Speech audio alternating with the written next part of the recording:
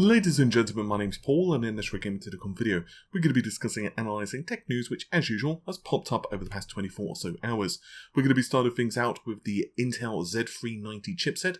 A product brief has appeared on Intel's own official website, so we're going to be comparing it against the Z370. Then we're going to move over to the GTX 1170 as supposed leaks on the upcoming graphics cards, performance, pricing, and specs has emerged online. Then we're going to finish the video off with Parappa the Rapper on the PS4. Yeah, this one's kind of amusing. It would appear that Parappa the Rapper on the PS4 is actually using a PSP emulator, along with what is essentially a PSP UMD disk image. And this has been demonstrated by hackers, so we're going to be investigating that as well. But as I mentioned, first things first, Intel and the Z390 chipset. There have certainly been no shortage of leaks concerning the Z390 chipset, but this is the first time we've seen Intel officially confirm it anyway. We've actually seen a number of compelling leaks, though, over the past couple of weeks. One of the more interesting ones was from the Super Micro Z390. This confirmed that the Z390 is backward compatible with previous generation processors. That is, just to clarify, CPUs that were released for the Z370 or prior platform. And also confirmed that the Z390, of course, means many of the same features will still be present, for example, dual channel memory. Of course, because it's 1151 socket, we saw the leaks take place with an i7-8700K along with an i7-8700T. There are still a number of questions, including what's going on with the 8-core CPUs, and will they remain exclusive to the Z390, or will they also be compatible with the Z370? I was doing a little bit of digging today and I managed to find the product briefing for the Z390 chipset block diagram as well as the feature set. Most of the features between the two boards remains consistent. For example, it has overclocking support for Optane memory. The primary difference I noticed were the inclusion of onboard wireless AC 802.11ac and Bluetooth 5. And they are literally features that are buried into the Z390 chipset. Another thing you'll notice just from reading this documentation, while the verbiage is very similar to the previous Z370 chipset overview, there are definitely a few changes here and there, obviously one of those being the fact it says Z390 rather than Z370, but there definitely seems to be additional language when it comes to gaming and overclocking as well, perhaps one of the highlights being the Intel Z390 chipset and the 8th generation Intel core processors give you the edge you need to successfully defeat your rivals. Quickly upload and access your favorite streams and get the gaming boost you need with the Intel Turbo Boost Technology 2.0 and Intel Hyper-Threading Technology. Intel Hyper-Threading Technology is kind of amusing because obviously you've got Zen now with the SMT, which is essentially the same thing, but whatever. And then they also add with the Intel Z390 chipset and the 8th generation Intel Core processors, you can conquer your quests with confidence. In the same page, which is the opening page, page 1, you'll also notice that it says gaming and productivity is redefined with the Intel Z390 chipset paired with the new unlocked 8th generation Intel Core processors. Of course, that might set your heart aflutter and say, yes, that definitely confirms everything that we've ever suspected in life. Not so much. In fact, the Intel Z370 document also says, and I quote, the Intel Z370 chipset paired with the new unlocked 8th generation Intel Core processors sets free a top gaming experience. Indeed. They also add, unleash your network performance, which is kind of amusing. Achieve gigabit wireless connections with the first generation Intel integrated Intel wireless AC support. The Z390 chipset integrates Intel's wireless A02 Bluetooth 5 solution, allowing you to connect up to gigabit Wi-Fi speeds with Intel's wireless AC 9560. With no Ethernet cable required, your desktop will be ready for all current and future wireless use cases and has the flexibility to be located in more places with your home or office, end quote. And then if we take a mosey down to the Z370 chipset block diagram versus the Z390, you can see that it's basically the same thing. There are no additional PCI Express lanes, sorry there. For example, if we look at the configuration, you can have 1x16 PCI graphics card graphics card or Intel SSD. That's the same. 2x8 PCI Express lanes for graphics or Intel SSD. 1x8 and 2x4 for graphics and Intel SSD. Once again, that's exactly the same. No improved memory support, at least according to this. It's still 2666. That, of course, is base and doesn't include manufacturers such as MSI, BioStar, Asus, Gigabyte, whomever, deciding to improve that and release boards which, of course, support overclocking, which go up to the 2 trillion megahertz on the RAM. Might be slightly exaggerating. It might be about 1 trillion. And, of course, the SPI... the connectivity is identical as well, although there are a couple of changes when it comes to the USB. Here, for example, it lists up to 6 times USB 3.1 Gen 2 ports, and we also have up to 10 times USB 3.1 Gen 1 ports and 14 USB 2.0 ports, if you so need that number of USB ports. And once again, the primary difference for many is going to be the inclusion of the AC802.11ac. What we can't see, unfortunately, is if there are any changes to things such as VRMs, if there are improvements to the overall voltage regulation over the board itself. Now, one of the things that we do have as a slight hint, and it's by no means a smoking gun, just to clarify, is a BioStar manual. Incidentally, this has now been pulled from BioStar's website, believe me, I looked. But in that particular manual, it does mention 95 watts being the maximum TDP. That's for the thermal design. Just for those who don't know, that's exactly the same as 8700K. But of course, that doesn't necessarily preclude improvements to voltage anyway, or just plumb this manual being wrong. After all, once again, it was leaked quite early. So there we go.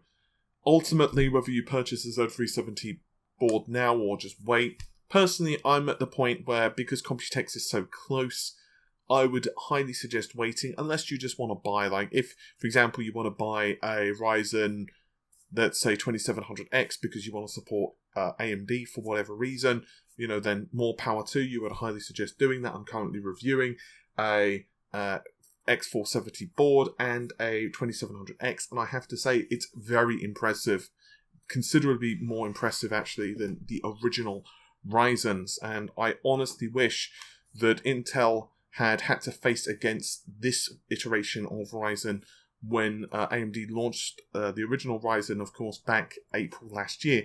If they had, it would have been very difficult for them to have fought off AMD, because obviously at that time the only thing Intel had was the 7700K, and it would have gotten ruffle stomped by Zen Plus. It really would have. Now, of course, Intel have Coffee Lake out, and with all the rumours of the 8-core Coffee Lake, we can only wait and see. AMD, of course, can counter this with the 2800X, so perhaps it might even be worth, even if you do want to go the AMD route, waiting to see if AMD can counter, or waiting for AMD to counter with a 2800X, but being realistic with you, it's not going to have more cores on it, it's not going to have larger cache, most likely, so therefore the only real thing that AMD can do, of course, is tweak the clock speeds. But if they do cherry pick the silicon, maybe increase the TDP or whatever, then perhaps they can get an extra 200 to 400 megahertz out of the CPU. But when it comes to Intel, things are still a bit unclear. Let's say they do release the 8 cores, and they do happen at Computex, and it's looking increasingly likely, then I'm going to be curious to see the clock speeds on that darn thing.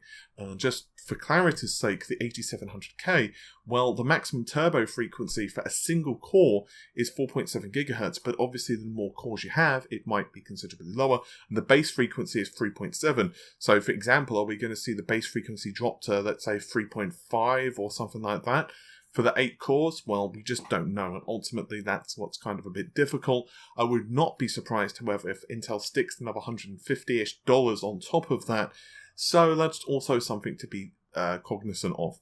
Anyway, I'm going to cover the GTX 1170 specs, price, performance, and release date. This is popped up on WCCF Tech, and a number of you messaged asking for my opinions on this, whether I think it's genuine and all that crap. Now, I'm going to say that they are telling us that it's according to their latest leaks, rumours and information provided to them. They are not providing any sources, and nor are they disclosing where their leaks or rumours are coming from. In other words, what is the nature of their source? I'm not expecting them to say Gary at Nvidia, but I wouldn't be, I would have at least preferred if they said something like one of our AIB partners or one of our software partners or something like that had told us X. That would have, instilled a little more confidence in my opinions of the leaks, but still. I'm going to quickly go over their supposed specifications. It's based on the GT104 core. It's got a die size of 400mm squared, 2688 CUDA cores, 168 TMUs, and 64 ROPs. And a boost clock of 1800 MHz with a 256-bit memory bus, and between 8 and 16 gigabytes of GDDR6 memory.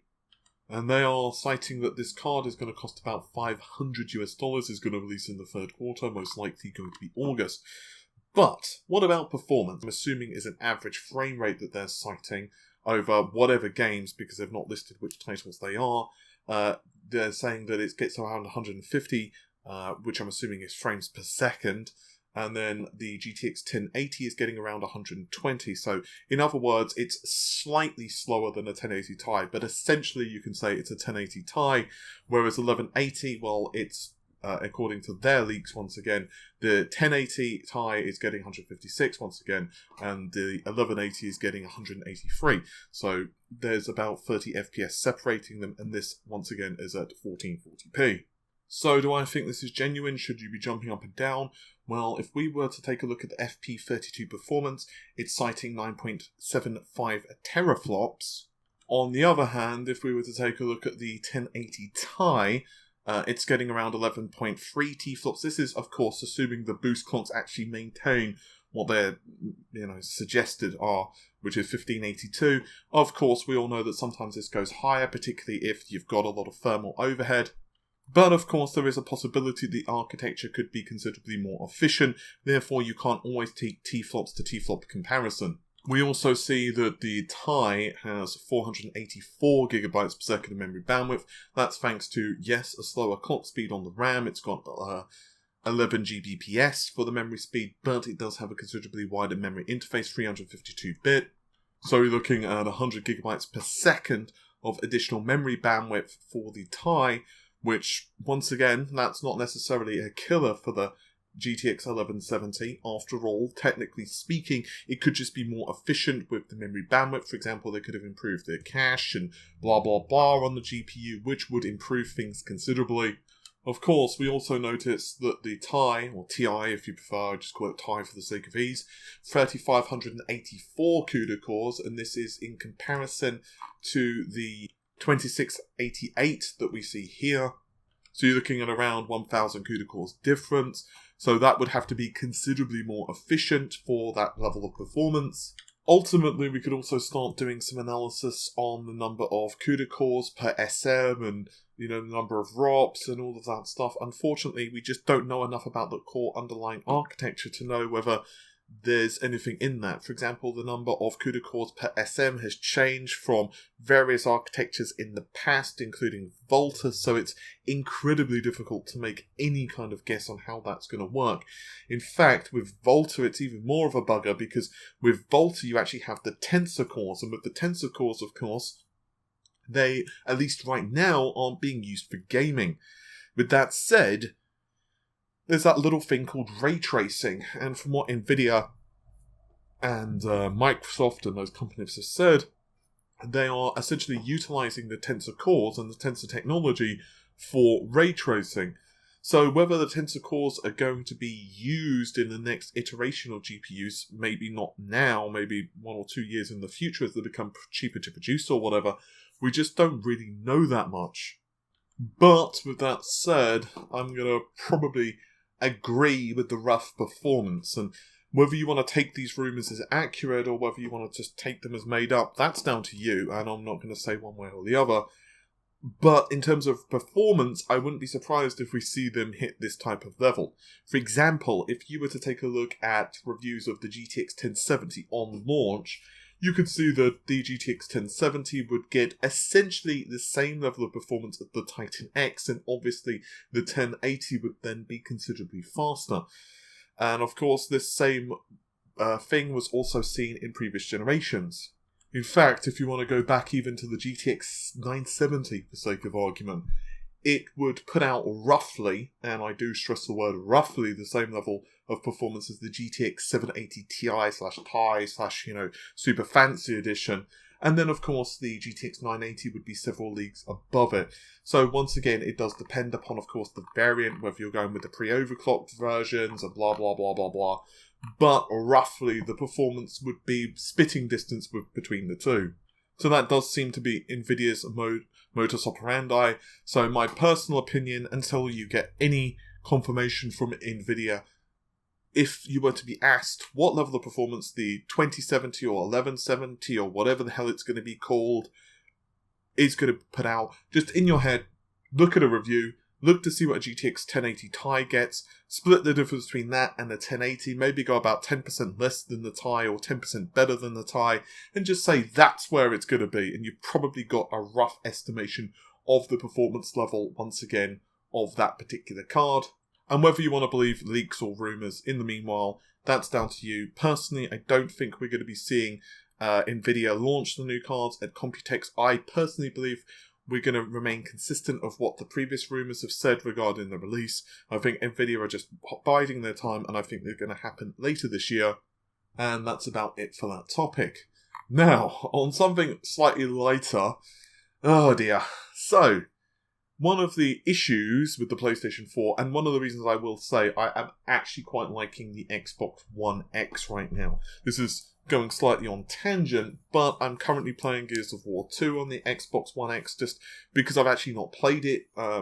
Gears of War 2 all the way through. I got it on the Xbox 360 way back when, and then for some reason or another, I just didn't play the single player campaign. I didn't even play the multiplayer. I just kind of got a little bit of the way through. I think it's because at the time I was just completely addicted to something else. I think it may have been World of Warcraft, but I'm kind of, cycling back from distant memories right now. It might have been, I'm pretty sure it might have been WoW I was really addicted to, and I was doing some raiding and stuff, and I just didn't really play Gears of War 2 or Gears of War 3. You get the idea by now. So, of course, backwards compatibility for me is pretty awesome. I'm also intending to play Panzer Dragoon Auto and some other titles as well. So backwards compatibility for the Xbox One X I think is really cool. Of course, that certainly doesn't save it from the other issues that I've described umpteen and one times. But the PlayStation 4 does have, technically, emulation. Yes, it actually has PS2 emulation, and that is something that a lot of people don't realise, but certain games are running on the PS4 through essentially emulation. But it would appear that that's not the only game, including the PlayStation 4 remaster of Parappa the Rapper. This was revealed by Kiwi. He is one of the members on the GBA Temp forums. It would appear that they are one of the biggest and most notorious when it comes to PlayStation 4 hacking. And there's a thread there, PSP Injection, which was actually started by him on May the 6th, and it's rather amusing. Given what we understand so far, it appears that we are looking at what is essentially a PSP emulator running on the PS4 with a configuration file, some high-resolution textures, and perhaps most amusingly of all, a PSP UMD disk image. And on the thread, you'll notice that there is an injector. Now, these ejector tools allow you to actually switch the Rapper UMD image for one of a user's choosing. Before you ask, it's well outside the remit of this video to discuss that type of thing, and it's also kind of dicey legally, so I don't really want to go into the grey area here. So if you want to do that research on your own, well, by golly gosh, please feel free. It's important, however, to realise that there are only a few games which currently are working. But with that said, I wouldn't be surprised if it starts to improve over time as people get hands on their code and starts to understand how this thing actually functions. Of course, once again, just to remind everyone, there are PS2 emulator titles which are working on the PS4, and these include a lot of Star Wars games and some other titles as well. I actually think it's kind of sucky that we don't have more titles simply running and or available for this, it would be awesome. It would be absolutely phenomenal if you could simply plonk a PS2 game inside the PS4 and just run it. There might be some reasons behind this. Perhaps it's a bugger to do with compatibility. Maybe Sony aren't ready for that. Perhaps they would need to tweak code or whatever. But what they could do, of course, is just release it with no guarantees and just say, hey, we're going to work on this as and when. Of course, the cynical of you will probably already say no, it's because they obviously want to be able to sell you more games and be able to resell you the titles. But imagine in an ideal world, if you could play PS1, PlayStation Vita, PS2 games, and maybe even PS3, although I reckon, and this is just a guess, I reckon it would be a complete nightmare getting a PS3 emulator to work on the PS4. Technically, it possibly could be done. Maybe you could actually get some of the SPUs mapped from the cell processor to GPU, but I'm not quite sure how that would work, honestly. So yeah, that's just something that would be absolutely amazing. But yeah, I just wanted to cover this just for the amusement factor more than anything. With all of that said, hopefully you've enjoyed the video. I'll see you soon. Normal stuff, like, share, comment, subscribe, give me internet cookies for IR hungry, and I'll see you soon. Bye for now.